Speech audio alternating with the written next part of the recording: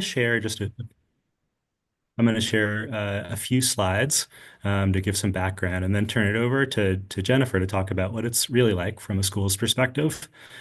And then Matt can also speak as a Cognia evaluator to how he works with micro schools. Let's see if I can actually advance my slides. There we go. So just a bit about Cognia. This is our mission and vision. We really seek to be a trusted partner in advancing learning. We feel like if we don't have trust and partnership, then we can't provide helpful feedback. A little bit more about who Cognia is. So, as Whitney mentioned, we have a global reach. We're in 90 countries. We are one of some of the original accreditors in the country. We go back 130 years. This is actually our anniversary year. We're celebrating that. And we have a lot of experience with very small schools. We have more than 1,200 institutions that have fewer than 50 students, many of which identify as micro schools. Also note that although we are large and have a global reach, we also have directors in each for each of the 50 states so that we can provide more personalized attention. So wanted to give a common definition of what accreditation is. So accreditation is an independent, non-governmental peer evaluation process that ensures educational quality and guides continuous improvement. And just wanted to emphasize a couple pieces here because I get a lot of questions about this.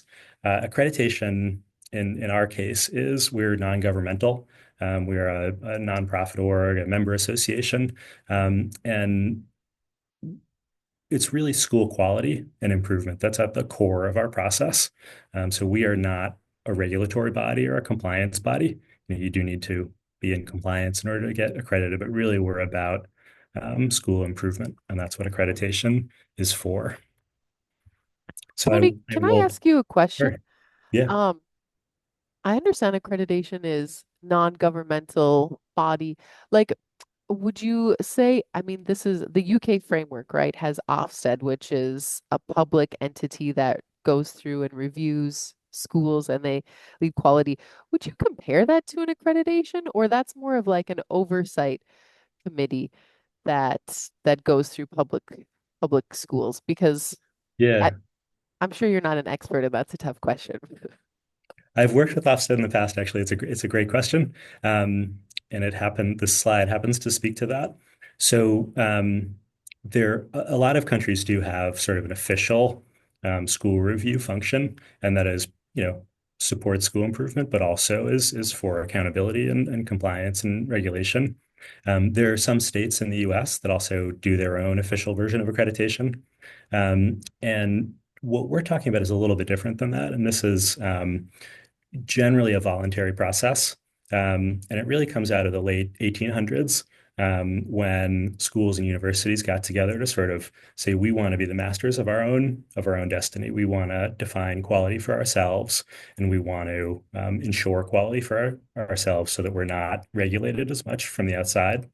And so they formed these associations. And originally they were regional. We still call ourselves regional accreditors. Three of those regional accreditors came together to form Advanced Ed, which then became Cognia when we merged with an assessment company. And I think the fact that the regional accreditors are independent, it really allows us to focus on school improvement and to orient around sort of the member institution's goals. And so I think there's definitely a different flavor, and it's not primarily an accountability process. It's really a school improvement process. Oh, great. It's very thorough and interesting. And I can go into much more depth on the history of accreditation, but I won't right now. So, we're talking about is accreditation really necessary? And that's really a very context dependent question. It depends on you and your institution and the place you're in and what your needs are. So I wanted to just share some of the reasons why institutions do seek accreditation. First and foremost, it's to get better. This is an improvement process, and it's about holding up a mirror to yourselves and getting some external peer feedback on how you can keep growing. And so that really is the main motivation that I think a lot of folks have when they're seeking accreditation. It's also a widely recognized seal of quality. Um, Signals that you are a legitimate school, a high quality school, and it does help with having your credits transfer, within secondary schools, within post-secondary schools. Um, we understand that a lot of micro schools are in states that offer ESA funding.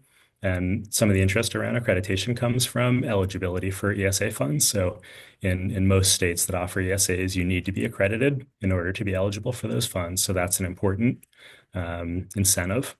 And then lastly, I would say that many states free you from certain regulations if you're accredited. So they have very tight oversight on private schools until you're accredited. And then when you're accredited, the state conducts less of its oversight. So you have more flexibility in terms of who you hire and how you teach and those sorts of things. Um, but the question of whether this fits for you is really about individual needs. Um, and sort of what your goals are for the process. And we can talk more about that once we finish the slides. And do feel free to jump in, folks, if you have questions or comments. So just really quickly, this is the path to accreditation. Um, you become a member or a member association. We conduct a preliminary review called a candidacy review. Um, you then conduct a pretty detailed self-assessment. We then look at your materials. We do an accreditation engagement review. That's the review. And then based on the outcome of that, we would make a recommendation for accreditation, and that's approved by the Cognia Global Commission. Now, we get a lot of questions about timeline. For larger schools, districts, this takes 2 to 3 years typically to get from 1 to 5 on this. But with micro schools, we found very feasible to do it within a year or less than a year. And it's not because it's a lower standard. It's a lot easier if you're a small, agile organization to get the data and evidence together. So very feasible to navigate this in less than a year, if you so choose. Can I Um, pause and ask what the yeah, candidacy review? Because I know there was a question from an attendee or a someone who registered that was asking, we're a small home-based school where we consider ourselves a micro school, but we are operating out of our home. Would we be a candidate for accreditation? Would we be a candidate with Cognia or with others? And so I'm curious about, yeah, that sort of definition of what that process looks like. yeah, that's a great question. So, yeah, the candidacy review is the official purpose is to determine whether the school has the capacity to become a candidate for accreditation. I'm actually conducting one right now. I stepped out from it. And in terms of home-based schools specifically, uh, Cognia's policy currently is that if it's a home school, if it's operating out of a residence, it's not eligible for Cognia accreditation. And there's a lot of gray area we understand between a home school and a micro school. And so typically, like before we would even encourage you to sign up and become a member, we would have a pretty in-depth conversation and understand the nuances of your situation to see whether Cognia would consider you a micro school or a homeschool. Okay, thanks. Sarah also had a question. Does the curriculum or lack thereof matter? She said that they're project-based and don't purchase or subscribe to curriculums. Perhaps that's coming Yeah. later, but I thought I'd mention it now. Oh, Tony, I can answer this because I'm Sure, dealing yeah. with this right now. Um, it does, but it doesn't. Like Cognia does not require you to have a specific curriculum. But what we would do is want to see how you evaluate what you use or what you create is effective in promoting learning amongst your students and being able to prepare them for whatever, their future educational or careers are. So we're, if you use a curriculum, we would want to take a look at maybe some curriculum maps, or if you were to create your own curriculum, like, do you have some sort of standards that you adhere to? or like my wife's a teacher, so she creates her own curriculum at her school, and they have certain guideposts that they call or post holes that they need to put into their curriculum to help facilitate learning.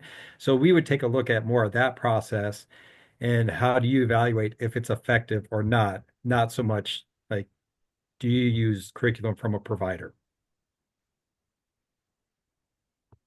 That's very helpful. Yeah, I think there's a lot of micro schools, especially that are moving more towards competency-based frameworks, and so they've created their own competencies, and it's not necessarily a set of standards that aligns with the Common Core or British curriculum or something like that. So that's interesting.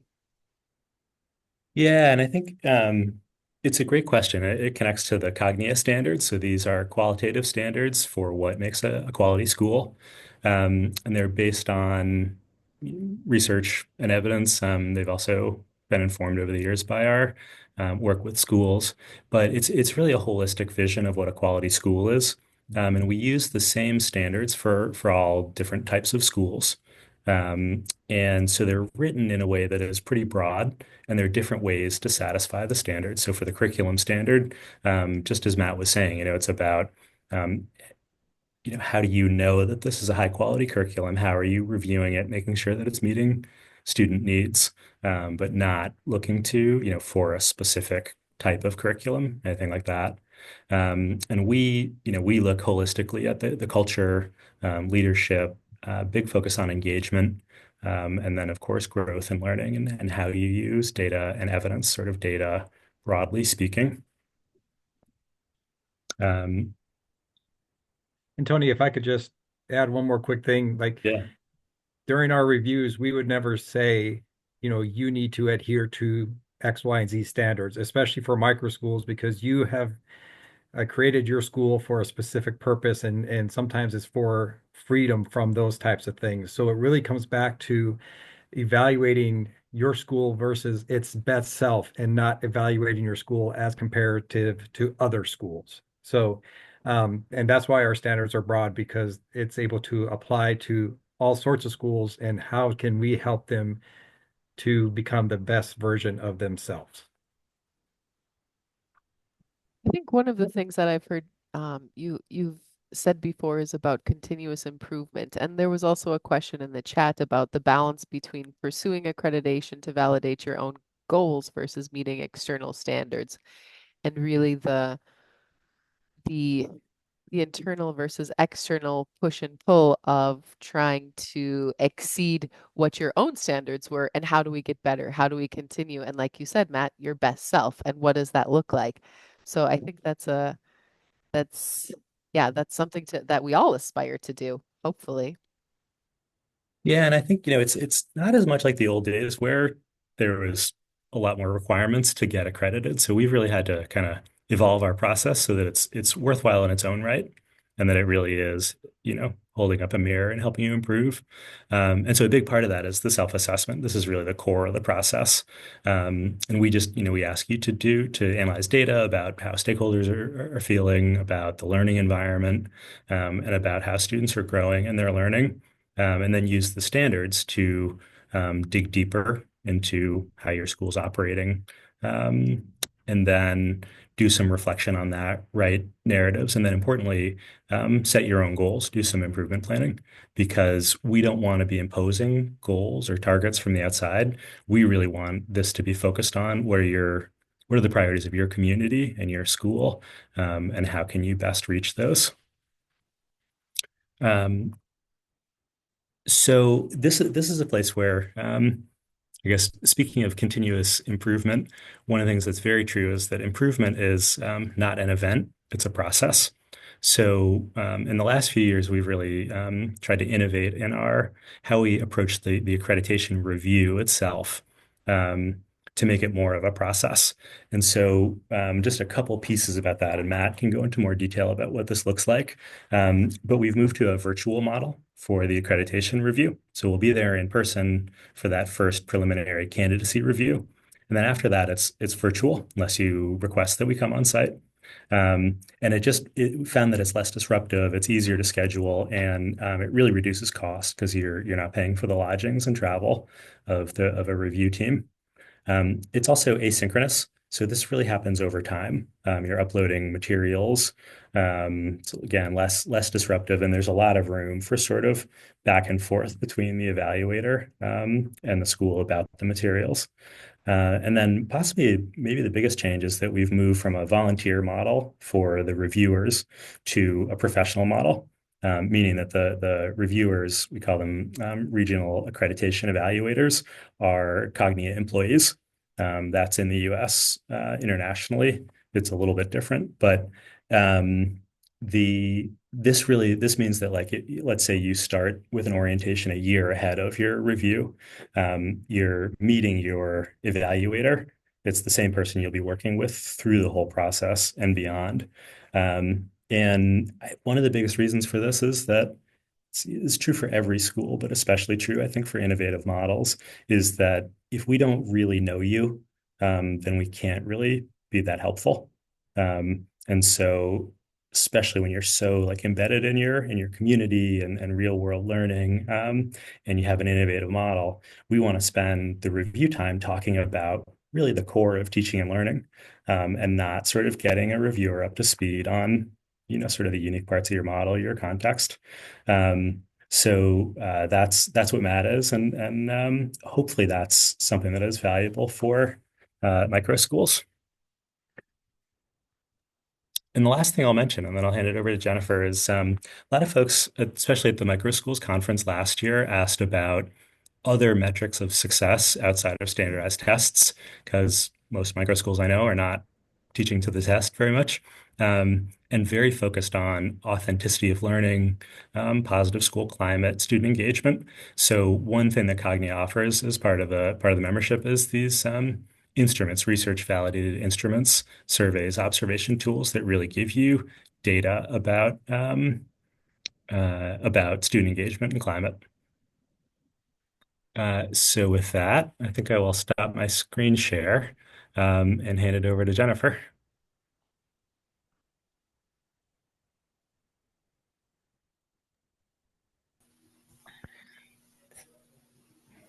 Hi, everyone. So I'm Jennifer Lincoln. I am the director at Sphinx Academy.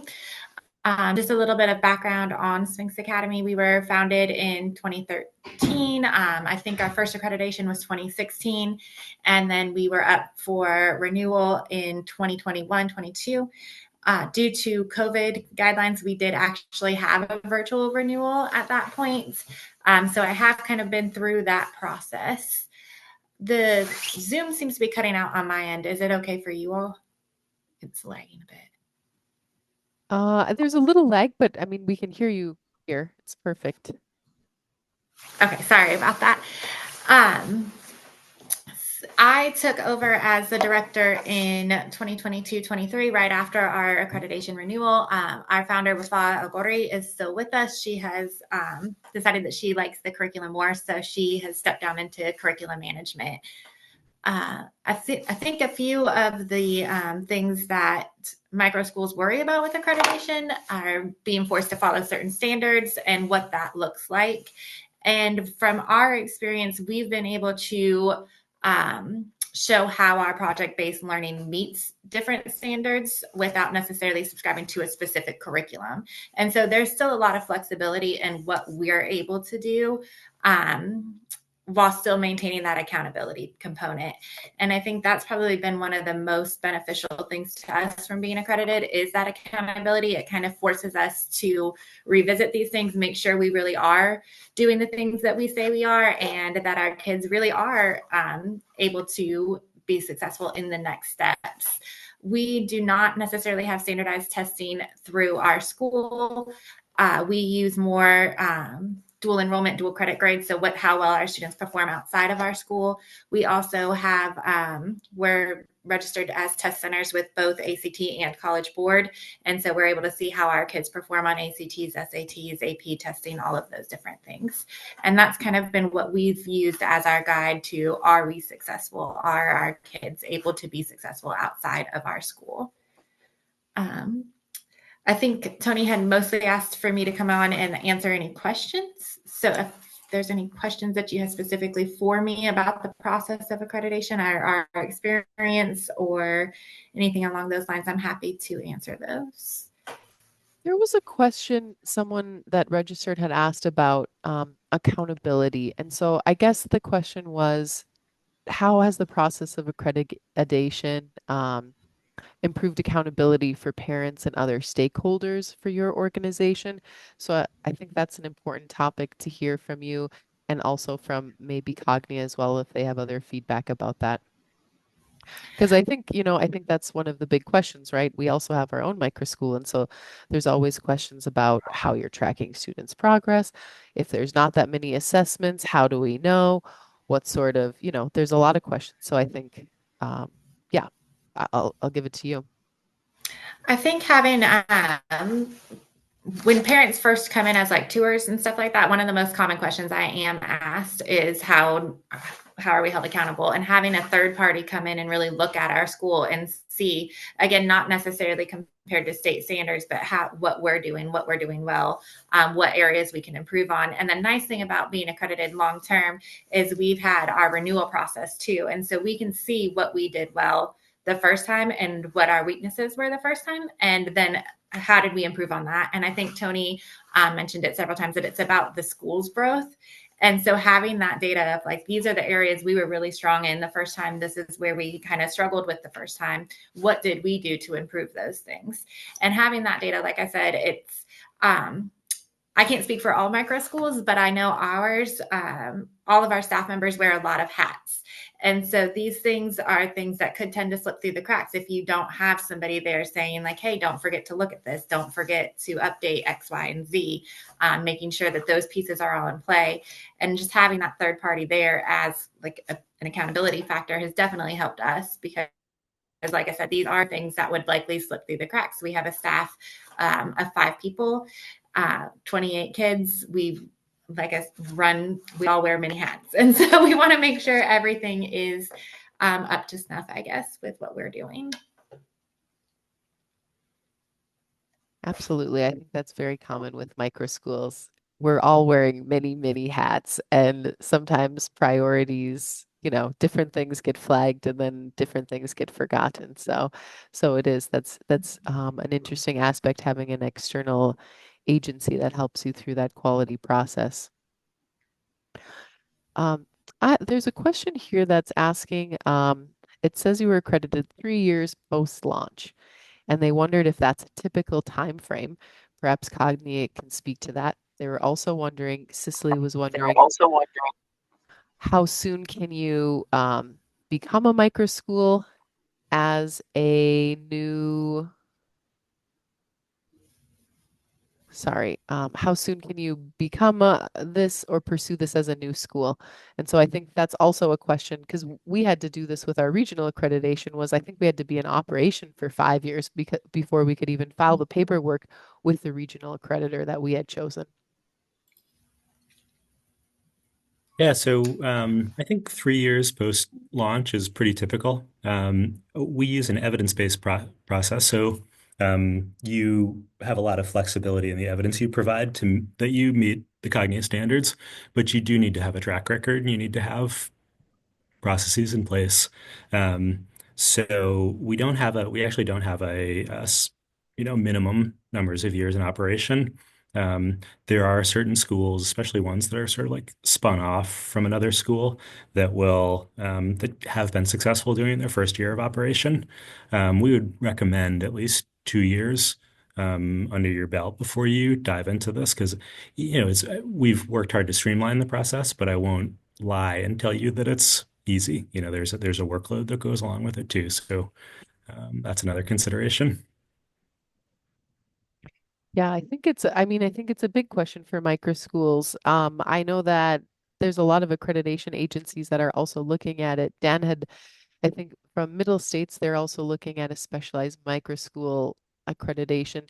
And it's a challenge because if you're operating with ESA funding, if the majority of your revenue is coming from the state and you need to be accredited, but you can't get the money until you're accredited, then it's kind of this whole chicken and egg scenario. And um, so it's yeah, timeline is definitely a challenge, but the first 2 years are also just such a whirlwind of different things.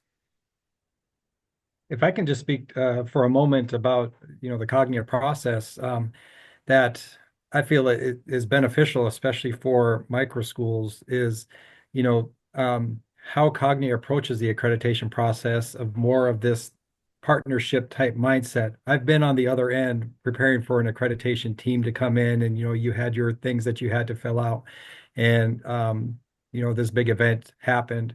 But with Cognia and working with um, a trained evaluator,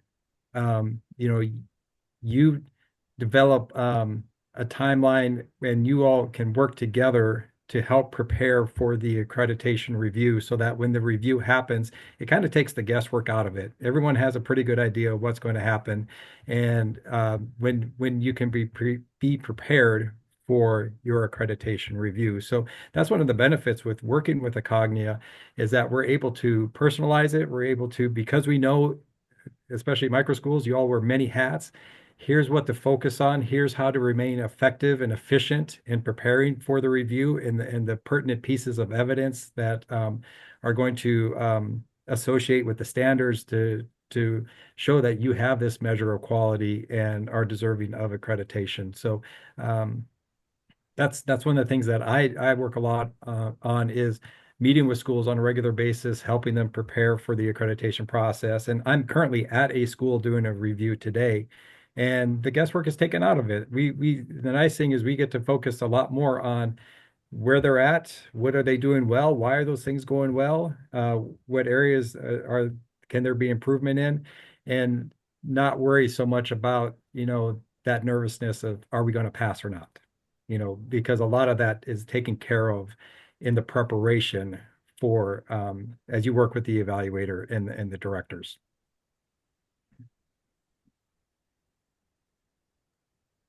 Yeah, that's great to know. Mike Wells had a good comment as well that different states have different rules too. So there's different timelines. He said, for example, if you're a candidate school in Iowa, the school has exhibited meaningful participation toward the accreditation and enables the school to receive ESA funds.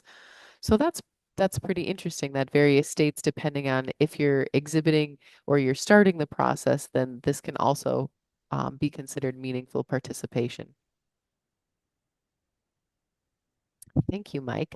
And I have another question here for Matt and Tony. Would you recommend a homeschool-based microschool wait 2 years prior to attempting to become accredited? Or from your experience, they homeschools, this one we already answered that homeschools wouldn't qualify for accreditation from Cognia at this standpoint. That's right. Another thing I wanted to mention too about the benefits of being accredited. Um, in Kentucky, we have what's called KEYS money and KIA scholarships that are run through the state, and you're only eligible for those if you're accredited. And so being accredited and state certified has allowed our students to get their KEYS money and have those opportunities. So that will go towards their college scholarship money. I think it's $2,000 a year. And so that is another benefit of being accredited. It opens up that door for our students. Oh, that's great. Yeah, there's lots of opportunities when you are accredited. I know that other accreditation agencies are also working on preliminary accreditation status for this exact purpose for ESAs, or like you had said, other state funding that'll benefit the students. I know Middle States Association is doing it, and I'm not sure if I can't think of any others offhand, but that's a great point. So there's a question about self-paced mastery-based programs, and Cognia actually developed a competency-based education certification. So that's sort of a specialization that goes on top of the accreditation. And there's a district in Colorado. I'm searching for the case study. I haven't put my finger on it yet, though. Maybe one of my colleagues can put that in the chat. but they are a full district that was certified as a competency-based provider. So that actually, if you're not micro and you're interested in going to scale, that's a pretty helpful way to move that forward.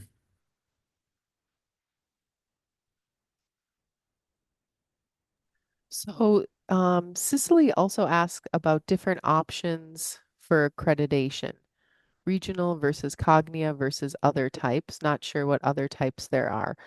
Um, I'm sure you guys can help me with this. I know the global accreditors are like Middle States, Cognia, WASC is a global accreditor. IB, does IB do accreditation? I think they do. I don't know if they call it accreditation. One clarification on the language is that there's six regional accreditors in the U.S., and three of those came together to form Cognia. And so Middle States, WASC, Southern Association are all regional accreditors, and we do have a global reach. But the sort of technical term um, for regional. Those are the ones that are sort of most widely recognized, but there are a lot of other associations like, private school associations, et cetera, that do accreditation. Yeah, I know one of our colleagues who spoke in December, Tasha Rink, she has an accreditation process that she walks microschools for, although it's up to microschools to go and establish if it will be accepted in the jurisdiction that they're working in. So I think there's Ames that's within the Maryland, DC, the larger DMV area. I'm trying to think of um, other ones that operate, but yeah, there's a lot of different options, that's for sure. Can I I think can I can I chime in? go for it, Siri. Yeah, I think it's sort of important for those of you on the Zoom who are really just sort of getting your head around what accreditation is to understand that one of the reasons that we're talking about this now in this space is we're trying to figure out how to make accreditation more applicable to very small schools and small school models. Because the organizations that we're talking about, like these regional ones, are difficult for small schools. So at our school, we're in DC, we've been around for 9 years, and we went through regional accreditation with Ames, which is one of the ones we're talking about here. And it was a great, and we did it for the same reason Jennifer said, to be able to get funds for students. Um, but there was only really one and a half administrators here at our school, and the amount of hours and time that went into doing all the paperwork, because those accreditations are really geared towards independent schools that have larger teams. And so it was a really, really heavy lift and took a lot of time. And then the team that came to evaluate us, there was as many people on the team evaluating as teachers we have in the school. And so there was things that were off about it and that's one of the reasons we're starting to have these conversations to sort of see what is the need and what is right for micro schools. Because I just can't imagine other small schools going through what we did, even though, it was helpful. The process was helpful, but the amount of work we had to do, because the model is not for these small schools that have, very lean staffs. So. And Siri, if I can just, I live in the Maryland area, so very familiar with Ames. And great organization. But, you know, there are different ways, uh, companies like Cognia and Middle States and Ames approach accreditation. And so doing your research to see which one can best fit your school, provide the support that your school needs to be able um, so that your administration has the capacity to be able to, complete the process with fidelity and not be overwhelmed. So it kind of comes down to, you know, Ames, Middle States, WASC, Cognia. If you're just looking for accreditation, all of those can really fulfill that checkbox.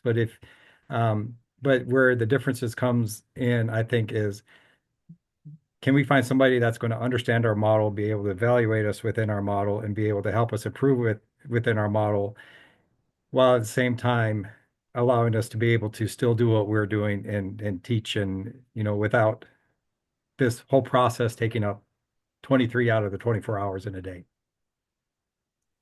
Yeah, absolutely. And I think another really critical point is to have some Wendy, strategic. you're on mute. I can kind of speak to what we went through and our experience with that as well. I was not the director at the time, but I did serve on our accommodation team. It was myself and Wafa who was the director at the time. So there was two of us working together on that. I would say our experience was a little bit atypical because we had switched from using like Microsoft and started using Google Doc software and Google stuff. And so we had some stuff in different formats that we had to transfer. And so I think that kind of attributed to taking a little bit more time this last time around. And we also, I'm a very type A person and Wafa is a very type B person. And so having those two personality types working together kind of took us a little bit more time to get everything in order because I wanted it to definitely be like a certain way. And she had all the information. It just wasn't necessarily all in one place. And so for us, we had to go and locate all the information and put it into one place. But now that we have done that process, I think it'll be a lot smoother sailing, I think, moving forward because we now have a file for accreditation. So when we create the document, it goes into that file. In theory, when we come up for accreditation again, everything will already be housed there. And I'm not sure if Matt or Tony had mentioned it, but there's a place to upload things in the Cognia system. And so we can start uploading those things. But I think, again, our experience. Oh, looks like Jennifer dropped off. I'm sure she'll come back in. I think one of the things too to consider, similar to what Matt had just said, is that it's really important to have a strategic vision and also, some idea of the jurisdiction requirements where you're operating because, within the DMV, you could theoretically be moving to a variety of different places. Your campus could be in different locations at different times in the next 10 years if you have space issues. And will it be accepted if you go one route versus another? So it's especially if you're in one of these places where you're quite close to a variety of other states or jurisdictions that you could be operating in. So to understand, does my state require a certain accreditation? Do they recognize this? That's also very crucial in your decision point. Looks like Jennifer's back. We lost you for a second. Welcome back.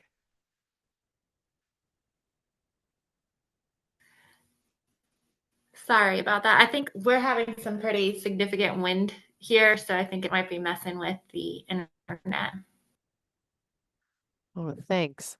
It looks like Tony has put a case study link into the comments and also post-secondary standards in case some people want to check that out.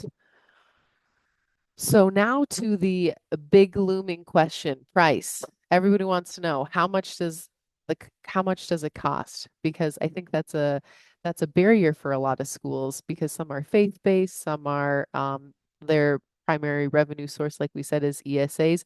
So what does a microschool accreditation cost look like?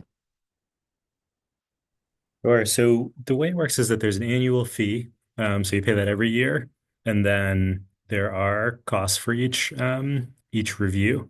So one thing that's important to just look at the cost for the whole accreditation cycle, because I think in a lot of cases, a lot of the costs, if you're having an on-site team visit, a lot of the costs come through accommodations and travel for the review. So with Cognia, I can just share the pricing. We try and be transparent about this. The annual membership fee is $1,400, so 1,400, and that's true for institutions of all sizes. And then the accreditation engagement review, there's a flat fee for that if you're under 200 students, which all microschools are, of 2,000. And so they're for the candidacy review, which you do once in your term in your time, is there's a $1,000 fee for that plus some travel. With the actual accreditation review, there is no travel associated with it, so I think it's less expensive, but certainly cost is an important consideration. Yeah, thank you. I know I had several people that had asked about it, so I wanted to reach the topic. And just to add, our accreditation cycle is 6 years. So every 6 years is when the reaccreditation will, okay, begin again.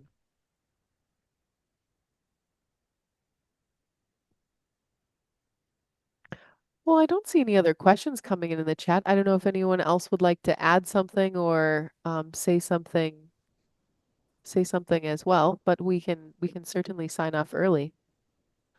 Give people a few minutes. So, hi, I had a question around how accreditation interacts with school vouchers, and also how accreditation works internationally. For example, our concept is around creating a school that's actually based outside of the United States, but is a U.S. entity. So we'll be offering, we're trying to use school vouchers and ESS to fund, let's say have a school in a place like Mexico where the cost is lower, for low income students, right? And part of our motivation to join this call is just understand how are there any specific things that we would have to do from an accreditation perspective, or will we just work like a typical American school based in America, just that our, let's say, classes just happen to be in Mexico, for example? That's a great question. That's one that I have not heard before. Um, so I think it really depends a lot on whatever state you're seeking the vouchers in. It really depends on their laws. Um, and yeah, so I can't really speak to that. And the international question is a really interesting one. I haven't heard of that idea. So Cognia does work with schools that are based in the U.S. and operate in other countries. And I think it's really a conversation with an accreditor to understand sort of the ins and outs of your specific, you know, the state where you're at. What we have found is in states that are offering vouchers or something similar, in order for a school to qualify for that, if they're based in that state, they have to typically be associated with on a list, some approval list, and accreditation is typically one of the factors that helps schools to be on that approved non-public list that allows um, schools to access, voucher funds and things like that. So, um, and some of my experience with working with schools, like I have schools that are based in New Jersey, but educate schools or educate students around the world. Um, so I mean the accreditation process is not any different if you offer, probably more of a digital education for students in other countries. The accreditation focus comes back to your processes and procedures, and then the state that you're based in. Thank you. This is sheer speculation, but I would also imagine that you do need to be operating. You need to have some HQ within the state that you're trying to get the funds from and or have students on the roster that are having addresses at that state as well to receive ESA or public funding. Yes, yes, I'm aware. Where the plan is to have an HQ or like some physical establishment in every single state where we can use this model. That's a great idea. So there's a question about, is there a financial part of accreditation, which I think means is Cognia looking at the finances? Um, And so I can speak to that a little bit. Matt, you can add in some more, but we do require your independent financial review. We are not accountants at Cognia, so we're not doing that kind of review ourselves. But we do look at resource usage. Is it equitable? Is it driven by student needs? And that's where the financial piece comes in. We are not personally going through your finances with a fine-tooth comb, though.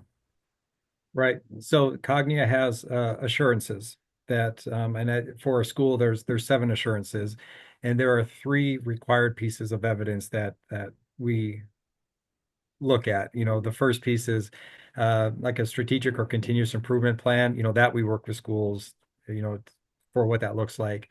crisis management plan. How do you keep your school safe? You know, the third one is financial, and we don't take a look at budgets. We don't pour through it, but we want to know that there's financial fidelity. And so, a a letter from, a third party CPA or whoever takes a look, conducts an audit of your books is what we would look at. And, we'd work with schools to say, okay, how can you meet this assurance so that you can confirm to us that there is financial fidelity happening within your school. So Tony's right. We're not accountants. We don't pour through your budgets. We don't need to see numbers and figures. And one question we often get, especially from smaller schools, is do we have to do a full audit, which is, as you know, very expensive. And we don't require a full audit. We require an independent review by a qualified financial professional. And so there is some more flexibility in there to do some lower cost options, short of a full audit.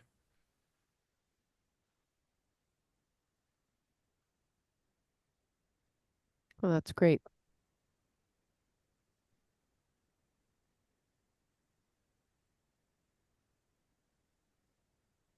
So, I think as we're wrapping this up, if anyone has any other questions, I think it was a great conversation. It's really interesting to talk about accreditation, accountability, continuous improvement, especially as we have more and more microschools popping up across the globe, and oftentimes without that accreditation or maybe an outside external party that's reviewing their curriculum or competencies and their improvement benchmark standards. So so watch this space. I think the accreditation for microschools conversation will only grow because I anticipate with an increasing privatization of education, we'll see perhaps more strings attached to what that looks like to receive public funding.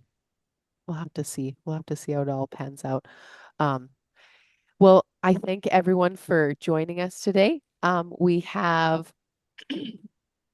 We welcome any of you small schools who haven't signed up. Join the Microschool Network. We are a free resource guide, easy option to be found by parents across the world, um, um, by foundations, by other places. And like I said, we're getting lots and lots of traction. I also wanted to invite everyone to upcoming events that we're hosting. So we've got our we've got another chat coming up in a month, and our own microschool network founder, Siri Fisk, is the one who's going to be leading that. And she's talking about small schools, evidence and data to convince your family and friends that microschools are a great decision. And so this is something that we've been doing at Microschools Network, is really trying to culminate data research and more information about the small schools approach so that it helps parents make the decision, it helps edupreneurs make the decision, researchers and different entities.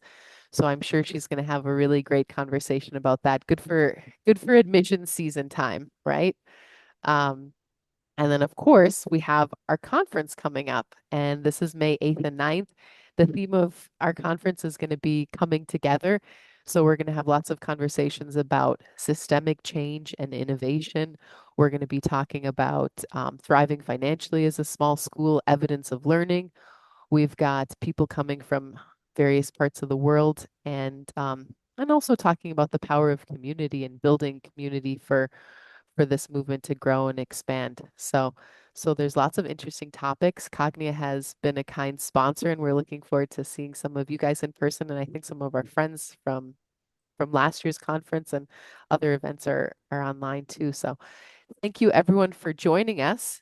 And without further ado, I wish you a great morning, afternoon, evening, however, wherever it is. Thank you.